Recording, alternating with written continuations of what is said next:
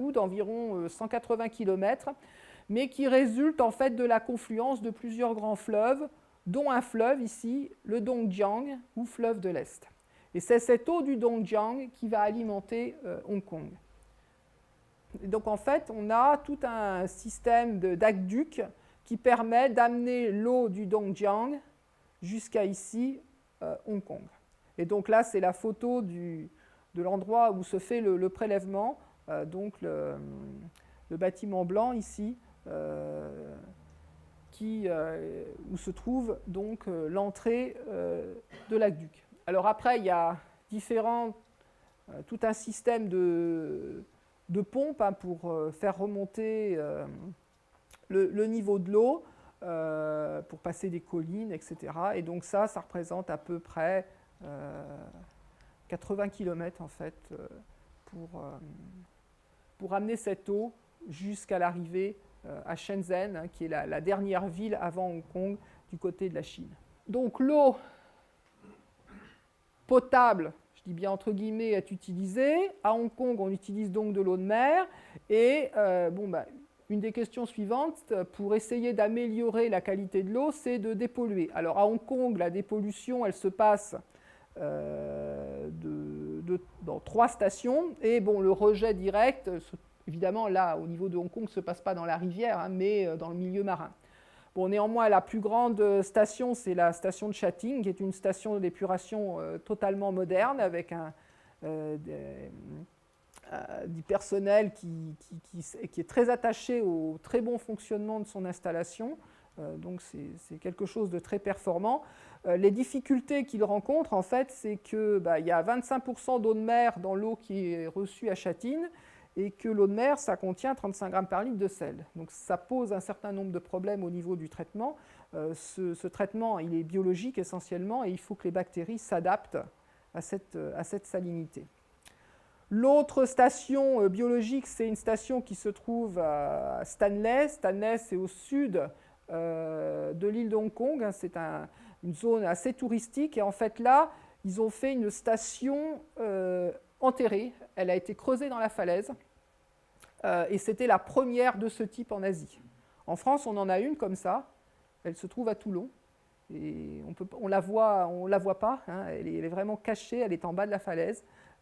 Mais c'est le même principe, hein, pour éviter que ça se voit. En Europe, la première station complètement atterrée, c'est celle de Stockholm, en fait, qui est, depuis le début des années 40, a été creusée dans le roc. J'ai essayé de faire une espèce d'ajustement par le rapport des PIB. Donc vous voyez, donc là c'est ajusté au niveau de vie. Vous voyez quand même que ça augmente, hein, par rapport aux valeurs brutes, mais ça reste beaucoup plus faible que ce qu'on a en France. Par contre, ce n'est pas l'eau potable, elle est entre guillemets potable, elle n'est pas à qualité égale avec ce qu'on a en France. Même si elle est qualifiée de potable, à Canton, il faut toujours faire bouillir l'eau. Ce qui d'ailleurs n'est pas un problème pour les Chinois, parce que les Chinois, ils boivent du thé. Donc, ils ne boivent pas de l'eau, je dirais, au départ, de l'eau comme ça, froide. Donc, le fait de bouillir du thé améliore la qualité bactériologique. Par contre, ce qui reste, même si on fait bouillir l'eau, c'est tous les problèmes liés aux métaux lourds, hein, le cadmium, l'arsenic, etc. Qu'on fasse bouillir ou qu'on ne fasse pas bouillir, on va se retrouver avec. Et puis, il y a tous les problèmes d'assainissement, parce que une partie du coût, nous, en France, c'est dû à l'assainissement, et comme eux, il n'y a pas assez de stations d'épuration, eh bien, il n'y a pas de coût d'assainissement. Et chez nous, alors je pense que, étant de la région de Vittel, vous êtes tous au courant du problème de la nappe des grès, donc du Trias inférieur.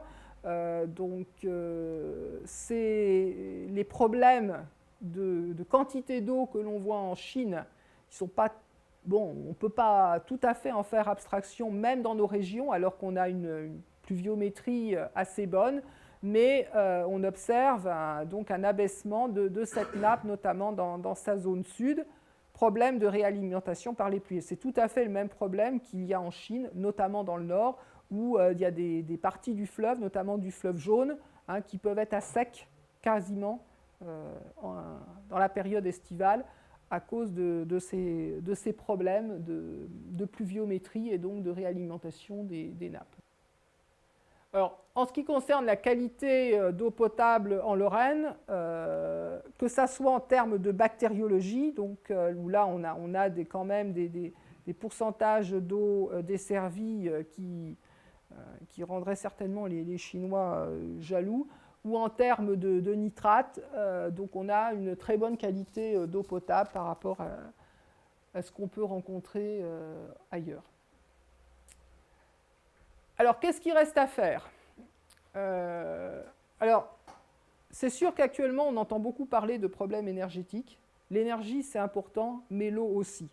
Parce que eau et énergie sont le plus souvent couplées. Il faut souvent beaucoup d'eau pour produire de l'énergie, hein, que ce soit pour les centrales thermiques, hein, pour les systèmes de refroidissement, on utilise de l'eau. Pour les centrales atomiques, on utilise de l'eau. Pour tout ce qui est hydroélectricité, on a besoin d'eau. A l'inverse, pour produire de l'eau potable, on va avoir besoin d'énergie. Hein, les usines de dessalement, ça ne marche pas tout seul. Il faut énormément d'énergie pour les faire tourner. Pour dépolluer dans les stations d'épuration, il faut également beaucoup d'énergie. Donc eau et énergie sont fortement couplées et on ne peut pas en faire passer l'une avant l'autre. Il faut éviter de polluer, il faut économiser l'eau et aussi ne pas jouer à l'apprenti sorcier. Parce qu'en Chine, avec tous les problèmes qu'ils ont en termes de quantité et de qualité, on peut se poser des questions. Ils ne vont pas hésiter à transporter de l'eau sur de longues distances. Là, c'est un énorme tunnel qui vient d'être terminé pour transporter de l'eau.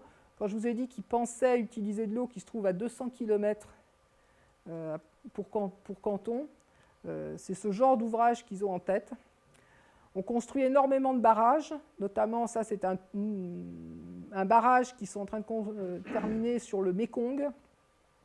Alors le Mékong, il a un petit bout en Chine, mais il ne faut pas oublier que quand on met des barrages sur le Mékong, on impacte sur beaucoup de pays en aval, le Vietnam, etc.